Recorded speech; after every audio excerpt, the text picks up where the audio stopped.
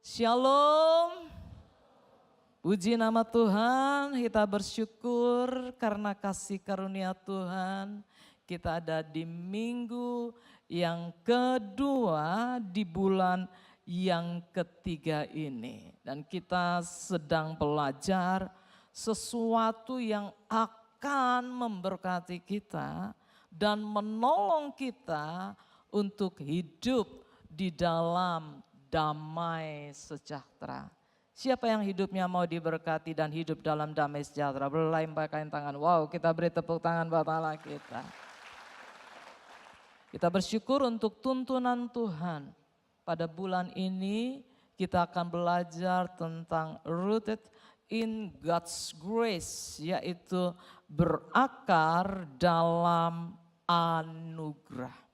Sekedar untuk mengingatkan kita kembali, minggu lalu kita sudah belajar, boleh tampilkan slide-nya buat kita semua.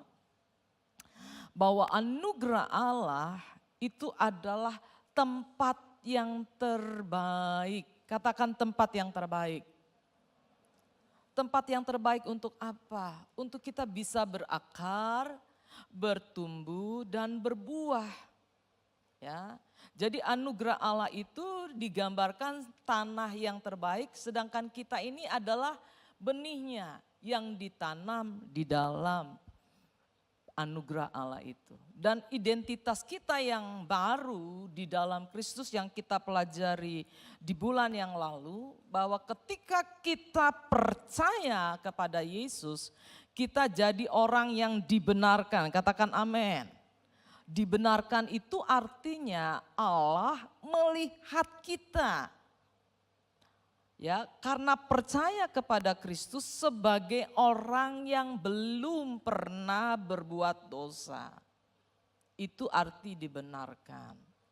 Ya, dan itu adalah identitas kita di dalam Kristus. Yang kita pelajari kedua adalah bahwa setiap kita ketika percaya kepada Yesus, kita mendapatkan hak, yaitu menjadi anak-anak Allah. Yang ketiga, kita belajar juga identitas kita di dalam Kristus. Ketika kita percaya, kita jadi ciptaan yang baru. Dan yang keempat yang kita pelajari adalah kita orang-orang yang dikuduskan. Itu sebabnya Rasul Paulus menulis surat kepada jemaat di Korintus. Walaupun hidup mereka belum sempurna, tapi di mata Kristus mereka disebut sebagai orang kudus. Setiap kita yang ada di tempat ini, kita juga memiliki identitas itu, dan kita harus membangunnya di dalam anugerah Allah atau berakarnya, berlandaskan di dalam anugerah Allah. Ketika kita percaya kepada Yesus, kita memperoleh keselamatan. Keselamatan itu adalah anugerah Allah. Amin, saudara. Anugerah Allah artinya adalah pemberian yang sebenarnya kita tidak layak menerimanya. Tetapi oleh karena kita percaya kepada Yesus Kristus, maka itu diberikan kepada kita. Kita orang berdosa seharusnya selayaknya dihukum. Ya, tetapi oleh karena pengorbanan Yesus di atas kayu salib dan kita percaya kepada Dia, maka kita diselamatkan. Keselamatan itu bukan hasil perbuatan baik kita, tetapi adalah anugerah Allah yang kita terima oleh karena kita percaya kepada Yesus.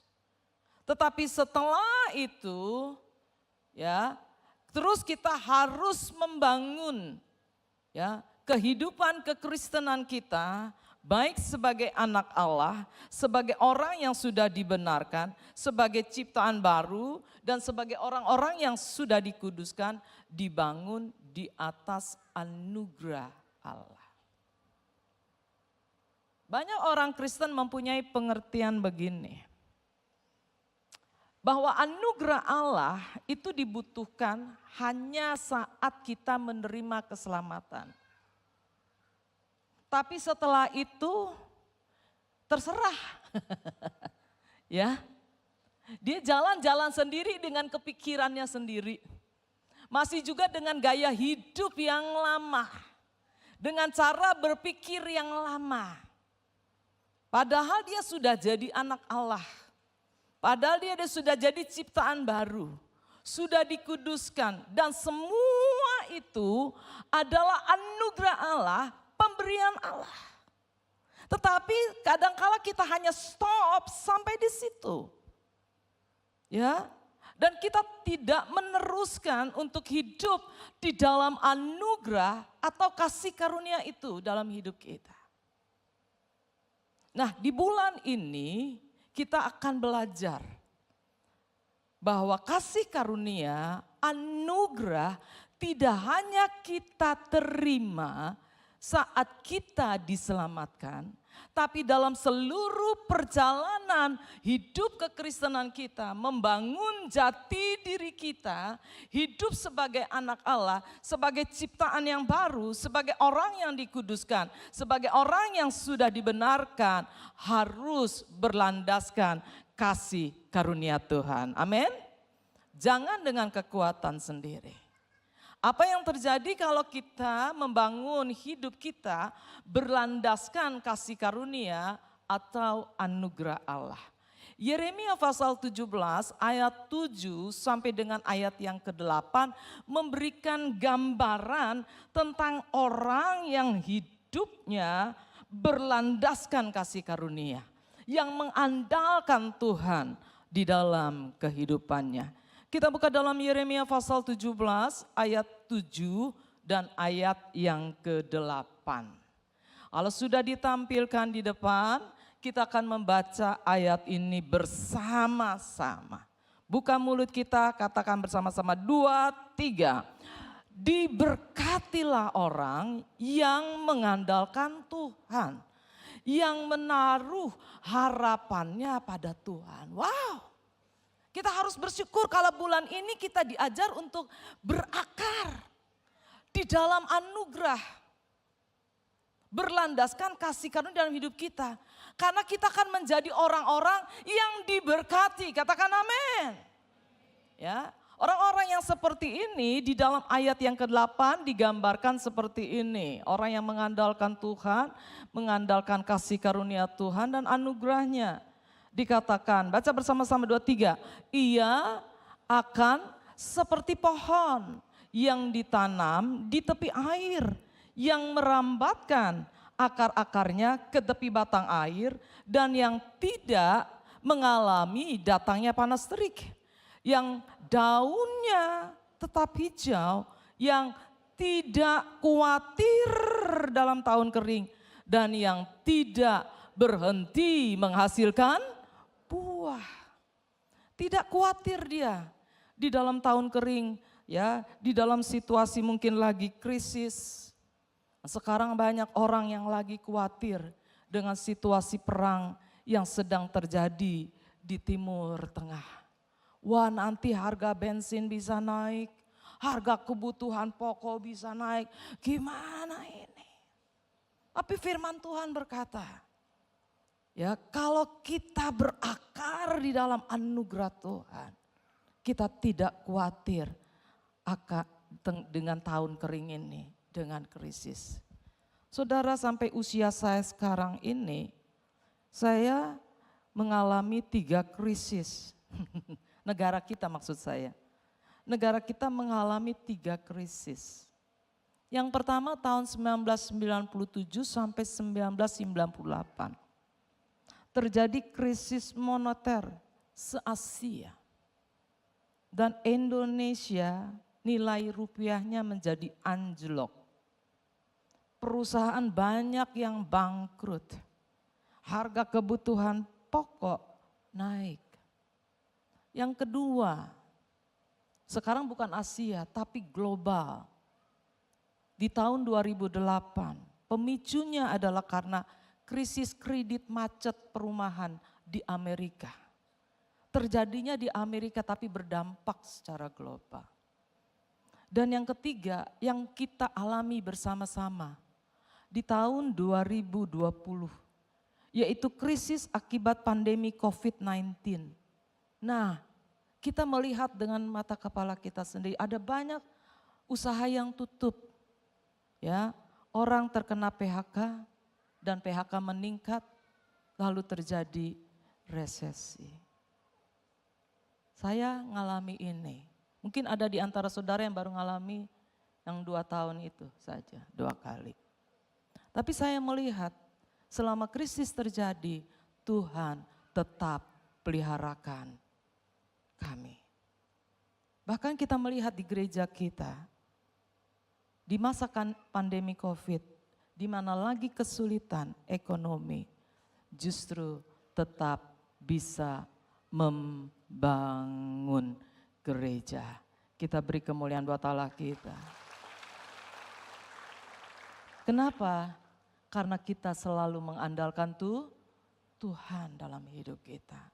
Memang agak deg-degan begitu. Dan memang sepertinya Tuhan menempatkan satu situasi untuk kita harus berani bergerak. Dan ternyata ketika kita bergerak dengan iman dan mengandalkan kasih karunia Tuhan, firman Allah dalam Yeremia 17 ayat 7 sampai 8 digenapi. Jadi kalau saudara masuk ke dalam gedung gereja ini, sebenarnya ini adalah tugu peringatan buat kita semua. Bahwa Allah El Shaddai yang kita sembah, yang kita puji, yang kita muliakan namanya, benar-benar Allah yang hidup, Allah yang maha kuasa, yang sanggup peliharakan kita bahkan di masa-masa yang sulit. Kita beri tepuk tangan buat Allah kita. Itu sebabnya jangan khawatir, katakan amin. Ya, beri dirimu untuk berakar di dalam anugerah. Rasul Paulus dalam suratnya, dalam 1 Korintus 1 ayat yang ketiga, ini yang akan terjadi juga dalam hidup kita ketika kita berakar di dalam anugerah. Kalau sudah ditampilkan ayatnya kita baca bersama-sama lagi. 2, 3, kasih karunia dan apa saudara? Damai sejahtera dari Allah Bapa kita dan dari Tuhan Yesus Kristus. Dikatakan apa saudara? Menyertai kamu. Di mana ada kasih karunia, di situ ada damai sejahtera. Di mana ada damai sejahtera, kitab Yesaya, di situ ada kebahagiaan, ada ketentraman. So pasti ada sukacita. Jadi kalau hari-hari ini saudara sedang menghadapi tekanan, entah dalam rumah tanggamu, entah dalam usahamu, entah dalam pekerjaanmu, aku enggak tahu, itu seperti sebuah alarm dalam hidupmu. Ayo datang ke tahta kasih karunia, katakan amin. Ya. Kalau kita lagi khawatir, kita lagi bimbang, tawar hati, kehilangan damai sejahtera. Sekali lagi itu seperti alarm, ya, yang mendorong kita seharusnya untuk mengandalkan kasih karunia Tuhan. Kalau engkau lagi marah, ya kan, sakit hati, kehilangan damai sejahtera. Enggak ada tuh orang lagi marah, ih aku marah lalu damai, enggak ada. Ya kan? Udah pasti kalau orang marah, sakit hati gitu kan, itu kehilangan damai sejahtera. Datang ke tahta kasih karunia. Kalau engkau hari-hari ini kehilangan damai sejahtera oleh karena perasaan bersalah akibat dosa yang dilakukan, jangan hukum diri sendiri. Jangan lari dari Tuhan, justru harus datang ke tahta kasih karunia. Katakan amin. Karena di situ nanti kita akan dapatkan damai sejahtera. Ya. Jadi kalau hari-hari ini saudara mengalami ketakutan, bahkan dikuasai oleh ketakutan, itu tanda bahwa kita tidak mengandalkan kasih karunia Tuhan. Kita sedang berjalan dengan kekuatan diri kita sendiri. Dan apa yang firman Tuhan katakan tentang orang yang tidak mengandalkan kasih karunia Tuhan. Tentang orang yang tidak mengandalkan kasih karunia Tuhan lalu mengandalkan manusia atau kekuatannya dirinya sendiri. Yeremia 17 ayat 5 sampai dengan ayat 6. Boleh ditampilkan? Kita baca ayat ini bersama-sama. 2, 3. Beginilah firman Tuhan. Apa saudara? Terkutuklah orang yang mengandalkan manusia. Yang mengandalkan kekuatannya sendiri. Dan yang hatinya menjauh daripada Tuhan. Saudara, kalau saudara pergi ke dukun ada kutuknya. Kalau pergi ke Merama ada kutuknya. Tapi ada juga kutuk dari Tuhan. Ketika kita tidak mengandalkan kasih karunia Tuhan. Kita berjalan dengan kekuatan kita sendiri atau kita mengandalkan orang lain. Tapi kalau kita andalkan Tuhan, hidup kita akan diberkati dan kita akan mengalami damai sejahtera. Siapa yang mau belajar mengandalkan kasih karunia Tuhan? Boleh lambaikan tangannya. Wow, kita beri tepuk tangan buat Allah kita. Ya, dan untuk itu kita perlu datang ke sumbernya. Sumber kasih karunia di mana? Kalau saudara perlu makanan, saudara pergi ke toko pakaian. Begitu? Enggak bisa ketemu. Kalau saudara mau pakaian, datang ke toko roti. Nggak bisa ketemu juga. Jadi kalau saudara perlu makanan ya datang ke toko roti, ke toko makanan. Kalau saudara mau pakaian datang ke toko pakaian. Kalau saudara mau perlu kasih karunia, datang ke mana? Ke sumbernya. Sumbernya di mana? Yuk kita baca di dalam 1 Petrus pasal 5 ayat yang ke-10. 1 Petrus pasal 5 ayat yang ke-10. Baca kuat-kuat. 2, 3. Dan Allah sumber segala kasih karunia yang telah memanggil kamu dalam Kristus kepada kemuliaan yang kekal. Akan apa saudara? Melengkapi kamu. Apalagi? Meneguhkan. Apalagi? Menguatkan. Apalagi? Mengokohkan kamu sesudah kamu menderita seketika lamanya. Banyak orang Kristen menderita karena tidak mengandalkan kasih karunia.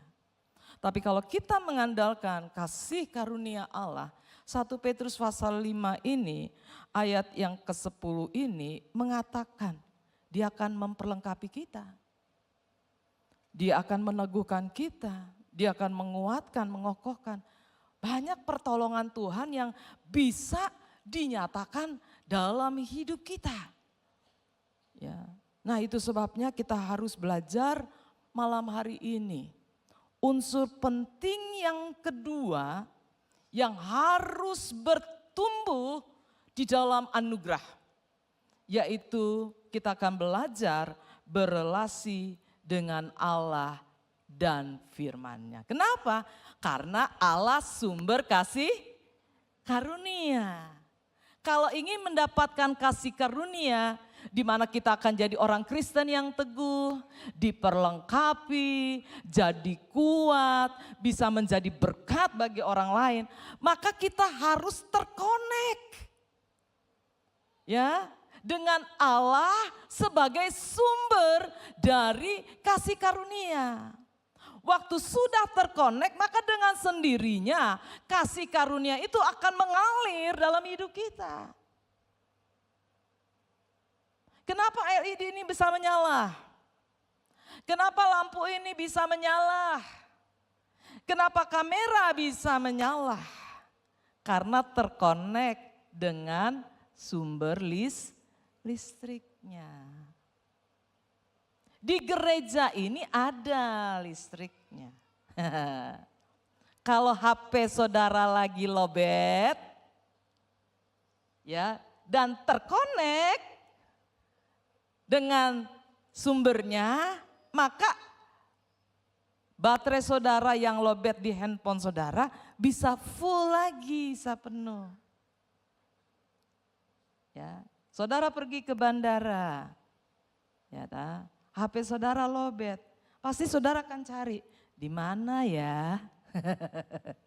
Saya bisa temukan sumbernya supaya bisa colokkan itu dan listrik yang ada di bandara ini bisa mengalir ke HP-ku. Supaya baterainya bisa kembali penuh dan aku bisa bikin kontak. Ya, aku bisa lihat ini dan itu. Aku bisa telepon, aku bisa lihat jam dan sebagainya di HP. Demikian juga Allah sumber kasih karunia, katakan amin. Namun banyak orang Kristen yang enggak tahu caranya. Bagaimana bisa terkonek dengan Allah sumber kasih karunia. Ya, udah sih percaya sama Yesus. Diselamatkan, diselamatkan. Ku jatuh cinta padanya. Senang. Tapi setelah itu perjalanan hidupnya, kok gak ngalami berkat ya? Kok gak ngalami damai sejahtera ya? Ketika ada cobaan sedikit aja, ada masalah aja, goyang. Kenapa? Yeremia 17 tadi, ayat 5 tadi, karena kita hanya memerlukan kasih karunia atau tahu membutuhkan kasih karunia saat keselamatan. Tapi setelah itu dalam perjalanan hidup kita, kita jalan dengan kekuatan kita sendiri. Kita menyelesaikan dengan masalah kita dengan cara kita sendiri. Bahkan dengan cara-cara yang lama. Ada orang Kristen yang masih pergi berdukun. Ada? Woi, ada? Jangan pura-pura bodoh dan tidak tahu. Ada orang yang masih pegang jimat? Jangan-jangan nih yang datang dari kampung masih dapat bekal dari keluarganya, diikat pinggangnya. Hah? Ya pegang nih, bagus-bagus untuk melindungi kamu. Itu gak mengandalkan kasih karunia, itu mengandalkan kuasa gelap. Ada apa? Kutuk. Kutuk dari Tuhan, kutuk dari setan-setan. Yang membuat engkau selalu tidak bisa berhasil dalam hidupmu. Usaha kayaknya gak pernah bisa berakhir. Kurang uang terus menerus. Ya kan? Ada penyakit keturunan yang terus menerus. Iya. Coba dicek. Yang tadi saya bilang, banyak orang Kristen, yes, menerima keselamatan oleh karena anugerah. Tapi setelah itu dia jalan sendiri. Nah itu sebabnya kita harus belajar bagaimana supaya kita bisa terkonek terus menerus dengan sumber kasih karunia Allah. Yang mau belajar katakan amin. Ya, katakan kiri kanannya, lu jangan ganggu gua. Amin. Awas kau ajak aku bicara, aku mau konsentrasi. Oke, siap? Oke, mari kita lihat lagi. Lanjut, sekarang kita masuk. Unsur penting kedua, berasi dengan Allah dan firman-Nya. Ibrani 10 ayat 19 sampai 21. Bagaimana supaya kita bisa sampai ke takhta kasih karunia itu. Yuk baca bersama-sama 2, 3. Jadi saudara-saudara, oleh darah Yesus kita sekarang penuh apa? Keberanian dapat masuk kemana? Ke dalam tempat kudus. Nah stop dulu sampai situ. Jadi saudara-saudara dikatakan oleh darah Yesus. Kita sekarang penuh keberanian dapat masuk ke dalam tempat kudus. Dalam terjemahan yang lain adalah disebut sebenarnya sebagai ruang maha kudus. Jadi di dalam bait Allah atau di kemah suci ada 3 ruang. Yang pertama halaman, yang kedua disebut ruang kudus, Yang ketiga adalah ruang Maha Kudus. Nah, di ruang kudus itu imam-imam yang biasa saja boleh masuk setiap hari. Ya, mereka membetulkan di situ ada meja roti sajian, membersihkan pelita-pelita supaya bisa tetap menyala. Tapi mereka enggak boleh masuk ke dalam ruang Maha Kudus. Yang hanya boleh masuk ke ruang Maha Kudus itu hanyalah imam besar. Sama-sama katakan imam besar. Dan itu pun hanya 1 tahun 1 kali saja. Untuk apa? Untuk mendamaikan ya umat Allah dengan Allah. Di ruang Maha Kudus itu ada tabut Allah. Shekinah glory, di situ Allah menyatakan kemuliaannya dan Allah berbicara. Dan imam besar mengadakan pendamaian. Ya, anaknya tolong didamaikan dulu. Ya, jadi imam besar memercikkan darah di atas tutup pendamaian itu 1 tahun 1 kali. Untuk masuk ke tempat itu. Itu perlu kekudusan. Kalau tidak dengan kekudusan, imam besar akan mati. Jadi kalau dia dapat jadwal 1 tahun 1 kali masuk ke ruang Maha Kudus, bukan hanya sebuah kehormatan, tapi itu satu tanggung jawab yang besar, mempertaruhkan nyawa juga di dalamnya.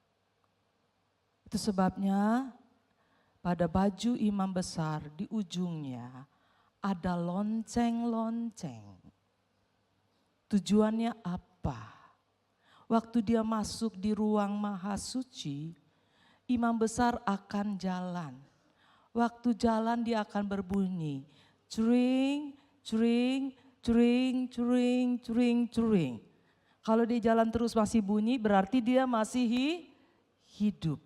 Tapi kalau lagi jalan cering, cering, cering, cerep, nah yang di luar sudah mulai memperhatikan. Ya, ini masih hidup kah atau sudah mati? Kalau sudah tidak terdengar lagi bunyi loncengnya sangat lama, waduh itu tanda dia sudah mati. Tidak boleh masuk sembarangan. Wah, kita tarik mayatnya. Mati juga di ruang Maha Kudus itu. Karena Allah kudus, saudara. Itu sebabnya di baju imam besar ada tali yang panjang. Tujuannya untuk narik mayatnya imam besar. Supaya nggak boleh sembarangan masuk. Mati juga di situ. Itu jadi tempat yang sangat mengerikan. Tetapi Alkitab memberikan catatan. Waktu Yesus mati di atas kayu salib, ya, ada tirai yang memisahkan antara ruang Maha Kudus dan ruang kudus itu terbelah 2. Terbelah 2-nya bukan dari bawah ke atas. Kalau dari bawah ke atas itu pekerjaan manusia. Ya, ngerobek tirai. Tapi ini dari atas ke bawah. Berarti yang melakukannya adalah Allah sendiri. Amin. Apa tuh artinya? Waktu tirai itu terbuka sekarang. Artinya setiap orang yang percaya kepada Yesus Kristus sekarang dengan penuh keberanian, tadi ayat tadi katakan, dapat masuk ke ruang Maha Kudus. Kita beri tepuk tangan buat Allah. Tidak hanya imam besar, tetapi setiap orang yang percaya.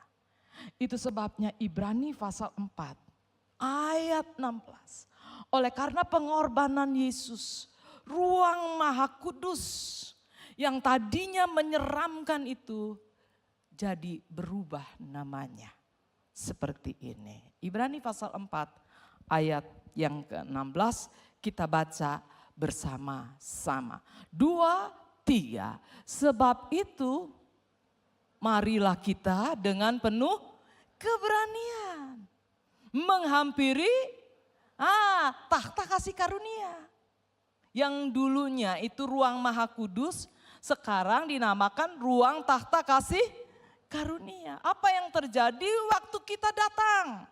Gak usah lagi dengan takut-takut, tapi dengan keberanian. Lihat 2, 3, supaya kita, apa saudara?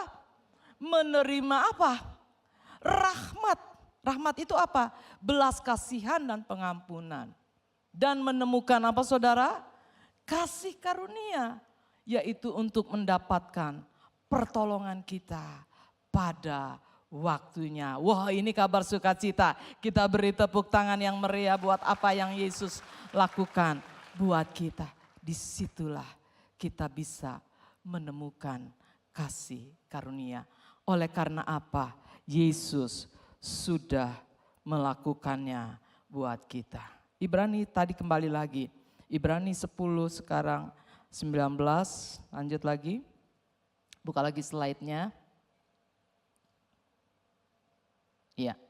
Jadi saudara-saudara, oleh darah Yesus kita sekarang penuh keberanian dapat masuk ke dalam tempat kudus. Lanjut lagi, karena Ia telah membuka apa saudara? Jalan yang baru dan yang hidup bagi kita melalui tabir, yaitu dirinya ada sendiri, dan kita mempunyai seorang imam besar sebagai kepala rumah Allah. Jadi saudara, kita bersyukur karena pengorbanan Yesus kita dapat masuk ke ruang tahta kasih karunia. Kita bisa ketemu dengan Allah sumber kasih karunia itu melalui Yesus Kristus. Karena Dia telah membuka jalan yang baru dan yang hidup bagi kita melalui tabir, yaitu dirinya sendiri. Apa itu yang dimaksud dengan jalan baru? Apa itu yang dimaksud dengan jalan lama? Jalan lama itu artinya begini, ketika orang mau menghampiri Tuhan, ya, untuk mendapatkan penghapusan dosa, itu mereka harus membawa korban. Orang yang kaya membawa lembu, sapi, orang yang kelas menengah bawa kambing domba, orang yang tidak mampu bawa burung tekukur. Kalau seandainya kita sekarang masih hidup di zaman perjanjian lama, maka ketika saudara datang beribadah di GBI El Shaddai, ya, saudara tidak hanya membawa mobil, tapi juga saudara membawa lembu sapi dari rumah. Kalau orang kaya, orang kelas menengah bawa kambing domba, yang tidak mampu bawa burung terkukur.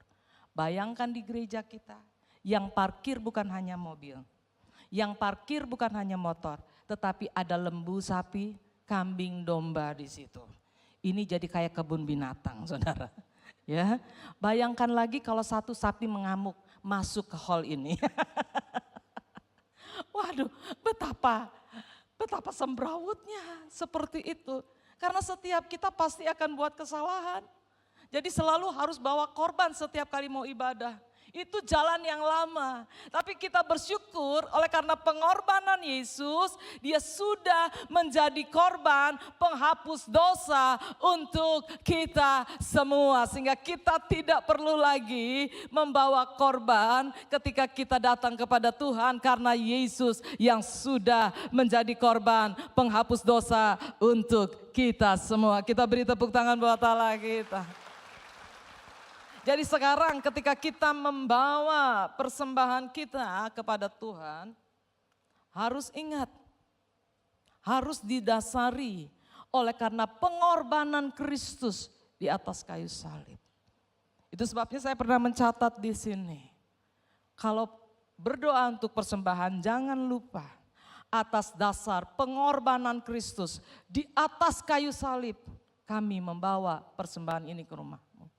Dulu kita pernah bikin doa, Kalau bawa persembahan nanti dapat hadiah-hadiah, kejutan-kejutan, ya kan? Seperti itu. Nanti kalau nggak dapat hadiah dan kejutan marah sama Tuhan. Dasarnya nggak boleh seperti itu. Dasar kita membawa persembahan adalah ucapan syukur kepada Tuhan atas pengorbanan Yesus di atas kayu salib. Sekali lagi kita beri tepuk tangan buat Allah kita. Ya. Jadi cara kita untuk mendapatkan kasih karunia adalah melalui Yesus Kristus supaya kita bisa terhubung. Jadi jalan kepada Bapa, sumber kasih karunia. Yesus berkata, akulah jalan, kebenaran, dan hidup. Tidak ada seorang pun yang bisa datang kepada Bapa kalau tidak melalui aku. Jadi yang belum menerima Yesus, undanglah Yesus masuk dalam hatimu. Amin. Supaya saudara bisa terkonek dengan Allah sumber kasih karunia-Nya. Nah, sekarang bagaimana caranya kita berelasi dengan Allah dan firman-Nya? Mari sama-sama kita lihat. Cara kita berelasi dari pihak Allah, ya, yaitu melalui firman-Nya dan Roh Kudus. Sama-sama katakan melalui firman-Nya dan Roh Kudus. Jadi anak Tuhan kalau ingin tahu tuntunan Tuhan, ya, ingin tahu ini suara Roh Kudus atau suara setan, ya, supaya saudara nggak salah melangkah, maka saudara harus baca firman Tuhan. Karena apa? Karena Roh Kudus kalau berbicara dia tidak pernah lepas dari kebenaran firman Tuhan. Kalau ada orang yang menubuatkan, ya, saudara lagi misalnya keles dengan istri saudara, lalu minta didoakan, dinubuatkan. Lalu pendetanya berkata, ya sudah ceraikan saja. Memang cuma dia saja, cari lagi yang lain. Tuhan sudah menyiapkan wanita lain. Kira-kira gimana? Ini nubuatan atau lu buat-buat? Hai, halo? Wait. Halo? Oh, kalau saudara yang gak tahu firman berkata, yes, kebetulan. Udah capek gue sama dia. Ya, tapi itu bukan, gak sesuai dengan firman Tuhan. Ya kan? Bertentangan dengan kebenaran firman Tuhan. Jadi kalau saudara baca firman Tuhan, saudara akan tahu ini suara Tuhan atau bukan. Itu cara Allah berelasi. Jadi waktu kita baca firman Tuhan, doa dulu. Tuhan berbicaralah.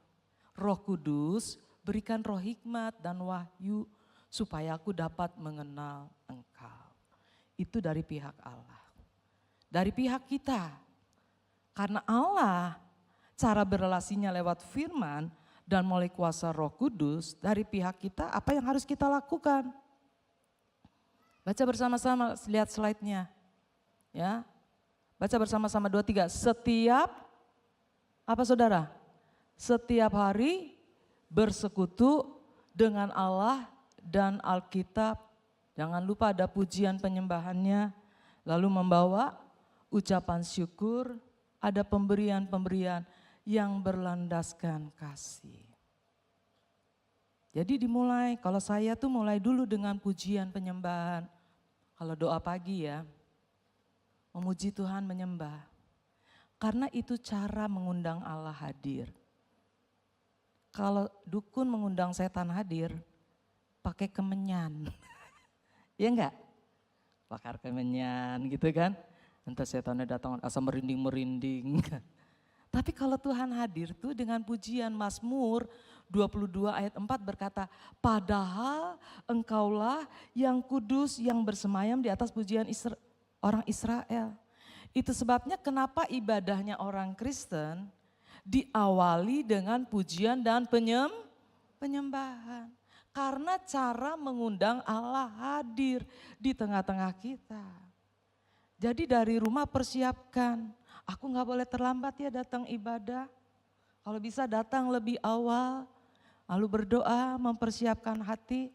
Aku akan melayani engkau dengan pujian dan penyembahan. Itu cara kita berelasi. Ya, harus ngerti ini. Jadi bukan hanya sekedar ritual saja. Tapi cara kita berhubungan dengan Tuhan juga melalui pujian dan penyembahan. Apalagi di situ dikatakan membawa ucapan syukur kepada Tuhan. Oh, terima kasih Tuhan. Aku sudah bisa melewati sepanjang hari kemarin. Pagi ini bisa bangun dengan tubuh yang sehat, bisa berdoa, pergi ke rumah Tuhan. Aku mengucap syukur.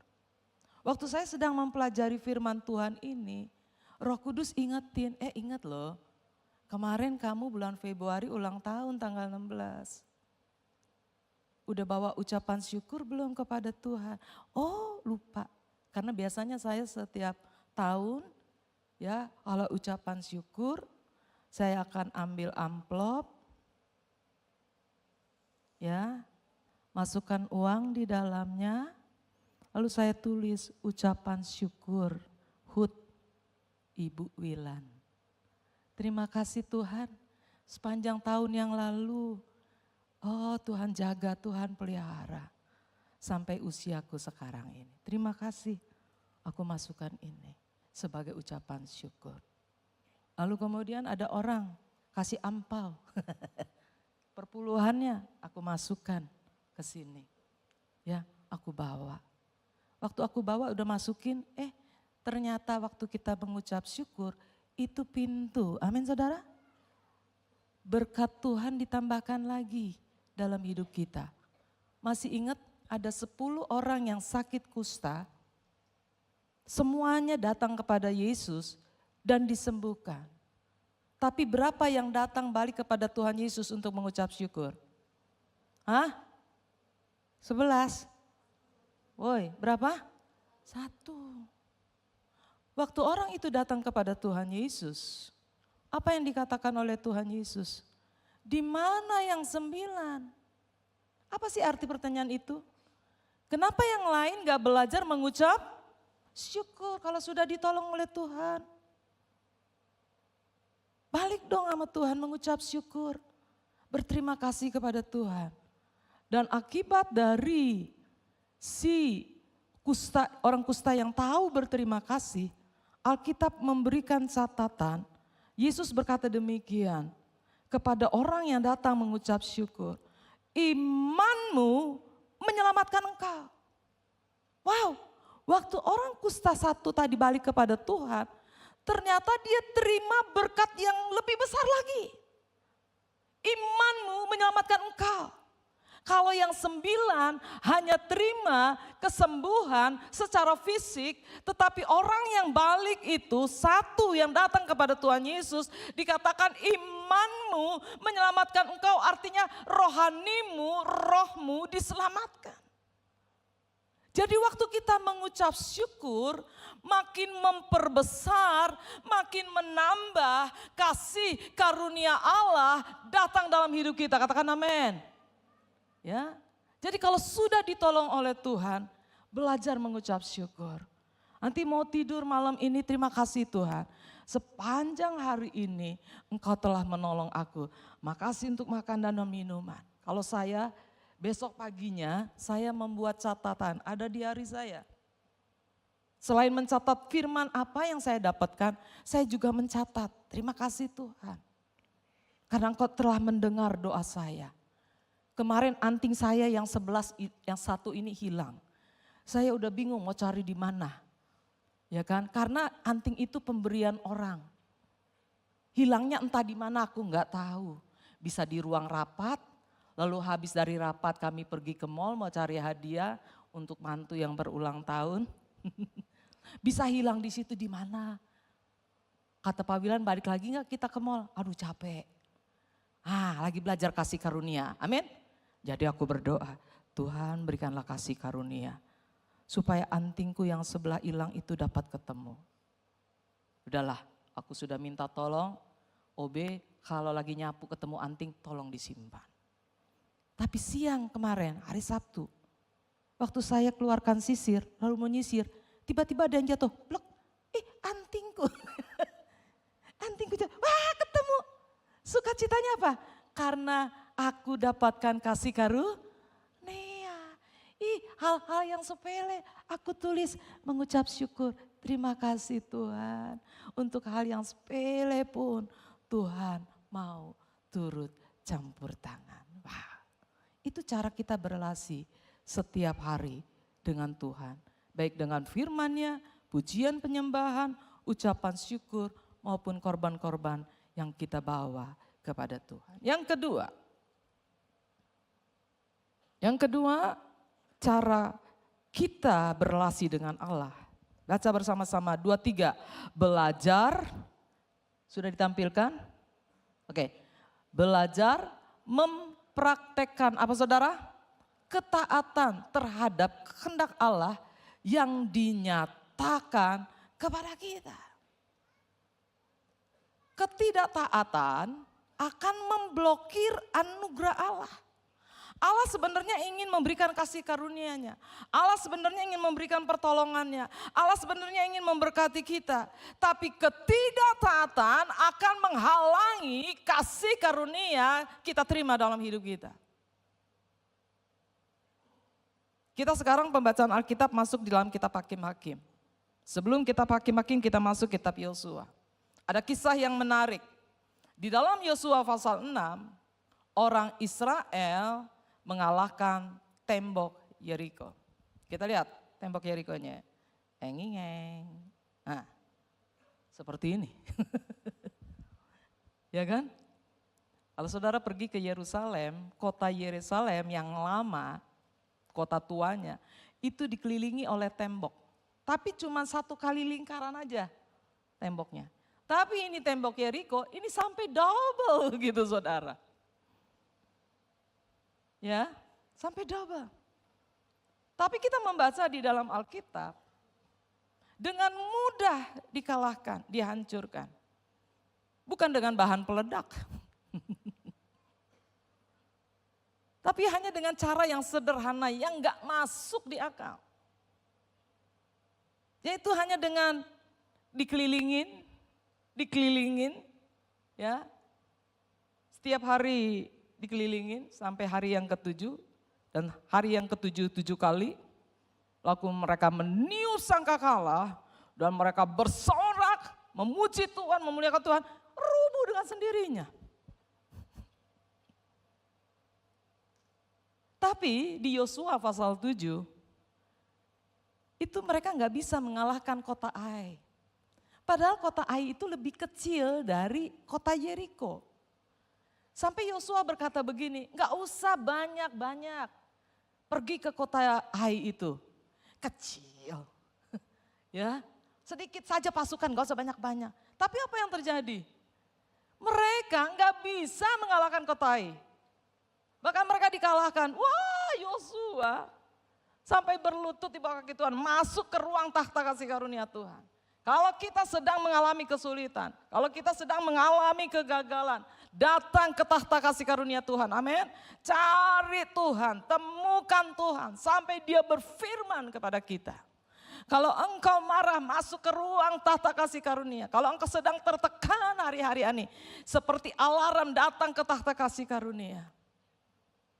Dapatkan firman Tuhan. Dan Yosua dapatkan firman Tuhan. Kenapa tidak bisa mengalahkan kota Ai? Karena adanya ketidaktaatan dari keluarga Ahad. Udah dipesankan kalau masuk kota Yeriko, ada permata, ada emas, ada perak, ada barang-barang berharga. Jangan diambil bagi diri sendiri, harus dikhususkan untuk Tuhan. Si Ahad matanya langsung hijau. Lihat gitu disembunyikan.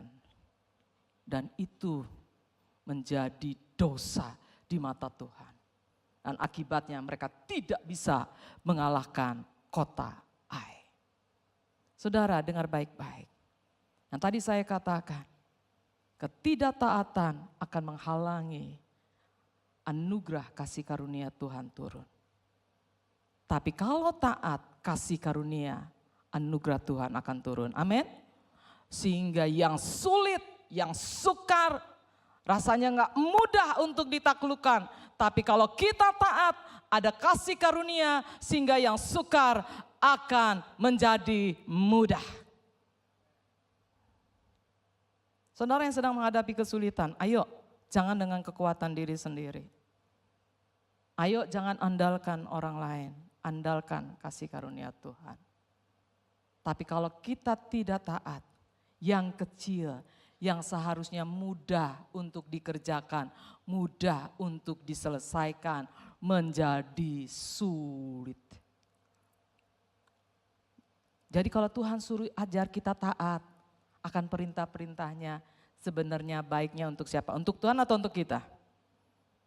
Tolong dijawab. Kalau Tuhan menyuruh kita untuk taat, baik untuk Tuhan atau untuk kita sebenarnya? Untuk kita. Namun orang Kristen tuh banyak berkata begini, aduh terlalu sukar firman Allah itu. Terlalu berat. Apalagi kalau disuruh mengampuni. Ibu gak tahu sih apa yang aku rasakan. Coba kalau ibu ngalami kayak aku rasa. Pasti. Ya, yang ini saja, kecuali yang ini. Aku gak akan ampuni sampai mati. Sampai aku jadi setan. Ada jemaat yang ngomong gitu. Lah kok mau jadi setan saya bilang. Aku gak akan ampuni. Jadi sulit. Kenapa jadi sulit? Kenapa ada di otak kita, di pikiran kita? Mentaati perintah Tuhan itu terlalu sukar. Padahal firman Tuhan berkata gak ada yang sukar. Nah apa rahasianya? Kita buka Ulangan pasal 30 ayat 11 sampai dengan ayat yang ke-14. Oke? Kita buka ayatnya bersama-sama. Ulangan pasal 30 ayat yang ke-11. Yang sudah mulai nguap-nguap, yang sudah mulai lemes-lemes, baca keras-keras. Oke? 2, 3. Sebab perintah ini yang kusampaikan kepadamu pada hari ini, dikatakan apa saudara? Tidaklah terlalu sukar bagimu dan tidak pula terlalu jauh. Ayat 12. Lagi lanjut, tidak di langit tempatnya. Sehingga engkau berkata, siapakah yang akan naik ke langit untuk mengambilnya bagi kita dan memperdengarkannya kepada kita supaya kita melakukannya. Ayat 13. Juga tidak di seberang laut tempatnya. Sehingga engkau berkata, siapakah yang akan menyeberang ke seberang laut untuk mengambilnya bagi kita dan memperdengarkannya kepada kita supaya kita melakukannya. Firman itu dikatakan tidak terlalu sukar karena enggak jauh di langit dan enggak jauh juga di seberang lautan. Firman Tuhan itu dekat. Ayat 14 ini kuncinya nih. Supaya benteng yang ada di dalam pikiran kita yang berkata firman itu terlalu sukar bisa dipatahkan dengan ayat 14 ini. Yuk baca bersama-sama 2, 3. Firman itu sangat dekat kepadamu. Yakni di mana? Di dalam mulut, pegang mulutnya lagi. Di dalammu, harus di dalam mulutmu, lalu di dalam hatimu, baru kita bisa melakukannya. Jadi ingat prosesnya tuh. Ingat prosesnya, untuk bisa dilakukan, firman itu harus ada di mana? Di hati. Untuk bisa masuk ke hati lalu melewati mulut. Satu kali saya dijemput untuk pelayanan di Serdang. Ya, oleh istrinya Pak Jo. Dan sambil jemput dia mampir dulu ke toko roti. Dia bawa roti untuk saya. Dan dia promosikan supaya saya bersemangat makan roti yang dia bawa. Dia berkata, Bu ini ada roti enak. Ya, Pak dia bawa masih hangat, pokoknya lembut. Telinga saya mendengar. Hari ini saudara mendengar firman Tuhan. Tapi bagaimana supaya saudara ngalami firman Tuhan? Bagaimana supaya saya bisa merasakan firman Allah itu dalam hidup saya. Tidak hanya mendengar, oh roti itu enak. Apa yang harus saya lakukan? Untuk tahu bahwa roti itu enak. Ambil rotinya. Lalu masukkan lewat Oh, enggak lah Bu. Ya kan? Masukkan lewat mana? Mulut. Dimakan, dikunyah-kunyah. Masuk ke dalam perut. Oh benar enak. Mau tahu rotinya? Hubungi saya secara pribadi. Beneran enak. Saya coba cari jam berapa habis sudah. Cepat laku. Oke. Karena saya nggak di endorse, jadi saya nggak kasih tahu. Jadi kuncinya di mana firman itu? Saudara sudah mendengar. Amin. Sama seperti saya sudah mendengar roti ini enak. Tapi untuk mengawaminya, maka saya harus makan. Saudara jangan hanya dengar firman Tuhan, katakan amin. Pulang ke rumah, buka lagi firman-Nya, baca dengan mulut saudara. Itu sebabnya Yosua 1 ayat 8. Nasihat dari Tuhan untuk Yosua yang takut mau masuk kota Kanaan. Hatinya kecut, bagaimana membuat hatinya yang kecut, yang takut ini menjadi tidak takut. Dikatakan, janganlah engkau lupa memperkatakan kitab Taurat. Tapi renungkan itu siang dan malam.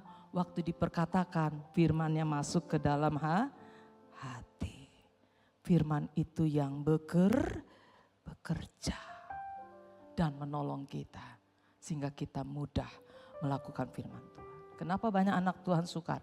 Karena gak mau melakukan Yosua 1 ayat 8. Kenapa firman Tuhan itu terlalu berat? Karena gak mau melakukan Yosua 1 ayat yang ke-8. Sehingga firman-Nya masih jauh, masih sukar. Tapi kalau sudah firman Tuhan masuk di sini, Dia yang akan bekerja dalam hidup kita. Sehingga kita mampu melakukan firman Tuhan. Yang saya katakan, waduh dulu saya selalu mengampuni, susah. Ya kan? Yang paling menyakitkan tuh bukan orang yang jauh di Iran sana. Yang di Amerika. Ya, orang-orang yang dekat dengan kita. Dulu kalau saya suruh mengampuni susah. Kalau Wilan ada bikin sakit hati saya, nggak tak ajak ngomong, kusihir dia. Ya, 3 hari 3 malam, nggak ajak ngomong. Ya kan? Saya pakai cara di luar kasih karunia Tuhan. Sampai dengar firman Tuhan, masukkan firman Tuhan di dalam hati.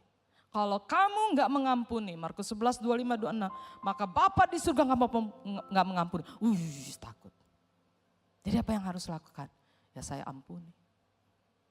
Jadi sambil masih panas, hati masih mendidih, keluar asap dari sini. Keluar asap dari ubun-ubun. Sambil sikat gigi berkata, dalam nama Yesus saya ampuni. Karena mengampuni bukan perasaan. Mengampuni adalah keputusan. Nanti perasaannya akan ikut. Selama tunggu perasaannya nggak bakalan bisa mengampuni. Kenapa bisa begitu? Karena ada firman. Jadi mudah. Jangan lupa 30 ayat 14 tadi. Firman gak jauh. Ada di mulut, di hatimu. Sehingga engkau dapat melakukan. Waktu engkau melakukan, engkau akan melihat kasih karunia Allah makin bertambah-tambah dalam hidupmu.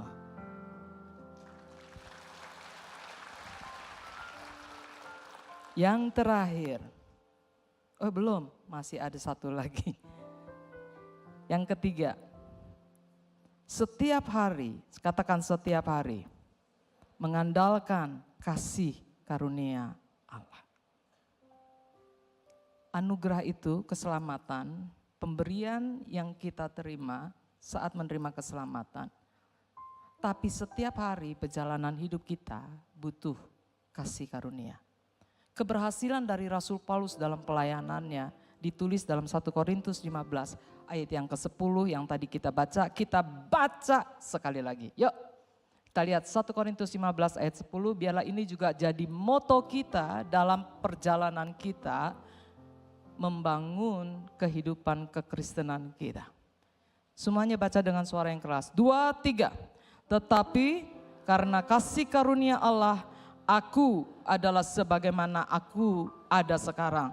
Dan kasih karunia yang dianugerahkannya kepadaku tidak sia-sia. Sebaliknya, aku telah bekerja lebih keras daripada mereka semua. Tetapi bukannya aku, melainkan apa saudara? Kasih karunia Allah yang menyertai aku. Yang tadi saya katakan, jangan hanya andalkan kasih karunia saat terima keselamatan, tapi seluruh perjalanan hidup kita andalkan kasih karunia. Bahkan seluruh aspek hidup kita. Dalam membangun rumah tangga, mencari jodoh, masalah jerawat, ya, masalah pertemanan, apa saja, libatkan kasih karunia, minta kasih karunia setiap hari. Karena kasih karunia bukan hanya bicara menerima pemberian yang sebenarnya tidak layak kita terima, tapi kasih karunia berbicara tentang kuasa Roh Kudus yang akan menolong kita dan membantu kita. Dan itu sifatnya yang seperti ini adalah harian, katakan harian. Itu saja dalam Ratapan 3 ayat 22 sampai 23 dikatakan tak berkesudahan kasih setia Tuhan. Coba dibuka dulu ayatnya buat kita. Ratapan 3 ayat 22 sampai 23, baca bersama-sama 23. Tak berkesudahan kasih setia Tuhan, tak habis-habisnya rahmatnya, kasih karunia-Nya, anugerahnya. Dikatakan apa? Selalu baru tiap pagi, besar kesetiaan-Mu. Seperti orang Israel selalu ambil mana tiap pagi. Ya, ambil lagi yang baru tiap pagi, selalu tiap pagi, tiap pagi, tiap pagi. Kasih karunia perlu diambil setiap hari, katakan amin. Setiap pagi minta kasih karunia Tuhan. Karena kasih karunia Tuhan punya kadaluarsa harian. Di dalam Mazmur dikatakan hari demi hari Dia menanggung buat kita. Artinya setiap hari kita perlu datang kepada Tuhan, minta kasih karunia Tuhan. Dia yang akan membuat kita berhasil. Kalau kita bisa berhasil melayani, kalau kita bisa berhasil dalam usaha kita, kalau kita berhasil dalam hubungan kita, kalau kita berhasil dalam hal apapun, kita berkata itu adalah kasih karunia Tuhan. Jangan lupa ngomong, kamu sekarang udah jadi orang besar ya, hebat. Belum tahu loh siapa gua, itu langsung sama Tuhan turunin itu. Ya, harus berkata apa? Kasih karunia Tuhan. Kamu mimpin pujiannya bagus hari ini. Kasih karunia Tuhan. Kamu main drama bagus, main musiknya bagus hari ini. Katakan, kasih karunia Tuhan. Semakin rendah hati, semakin kita dikasihi Tuhan. Tapi kalau kita ambil kemuliaan bagi diri kita sendiri, Allah menentang orang yang congkak. Jadi setiap hari minta kasih karunia Tuhan. Dalam berjalan, dalam ke pasar, kemana aja, bilang Tuhan aku butuh kasih karunia. Mau menghadap bos lagi marah. Tuhan aku butuh kasih karunia-Mu. Kami dulu pernah pelayanan di desa. Ya, satu desa ini ada satu orang yang suka mabuk. Jadi dia gak suka sama kami. Dia pernah ancam kami. Dengan bawa orang Manado bilang bawa peda. Bawa golok. Bu, dia mau datang. Oke, kita datang ke takhta kasih karunia Tuhan. Kita lepaskan pengampunan. Dia datang benar. Tapi gak jadi tuh mau berbuat jahat. Malah jadi baik-baikan. Ya, kenapa? Karena kita andalkan kasih karunia Tuhan. Ayo, apa aja andalkan kasih karunia Tuhan. Jangan pernah berjalan dengan kekuatan diri kita sendiri. Yang terakhir sekarang, yaitu yang keempat adalah tertanam di dalam disciples. Buka slide-nya. Tertanam dalam disciples community supaya relasi kita menjadi sempurna. Kita berelasi tidak hanya kepada Allah dan Alkitab, tetapi juga kepada sesama. Kenapa kita perlu ada di dalam DC? Karena DC, orang-orang yang ada di dalamnya, itu adalah menjadi saluran untuk kita melepaskan kasih karunia. Saudara, kita sudah menerima keselamatan, kita sudah menerima pengampunan, kita sudah menerima berkat, kita perlu salurkan. Kenapa terjadi banjir? Karena tidak ada salurannya. Supaya banjir dapat dielakkan, kita harus buat saluran. Betul saudara? Ya kan, harus ada salurannya. Bahkan kalau kecil diperbesar lagi. Yang ada hambat-hambatannya dibuang. Ya, kalau kita menerima kasih karunia, lalu kita salurkan, itu kasih karunianya makin lebih besar. Makin lebih besar, makin lebih besar. Kalau kita memberi, kata Tuhan, kita akan diberi. Bahkan ditekan-tekan sampai jatuh ke dalam ribaanmu. Aku gak mau ikut di sini, orang-orangnya menyakitkan. Ya sudah, kalau menyakitkan lepaskan pengampunan. Engkau sudah mengampuni. Kalau engkau berkata, aku gak mau mengampuni. Markus 11 ayat 26, kalau gak mengampuni stop pengampunan Allah. Ya, tertahan tuh kasih karunia. Jadi perlu salurannya. Kalau kita ingin diampuni, kita harus lepaskan pengampunan. Siapa yang perlu diampuni? Orang yang menyakiti hati kita. Saya gak bisa berkata kepada anak gadis yang ada di depan ini, saya ampuni ya. Bu, saya salah apa? Kita kenalan aja belum. Ya, gak mungkin saya berkata saya mengampuni. Saya harus mengampuni orang yang memang kita kenal lalu menyakiti hati kita.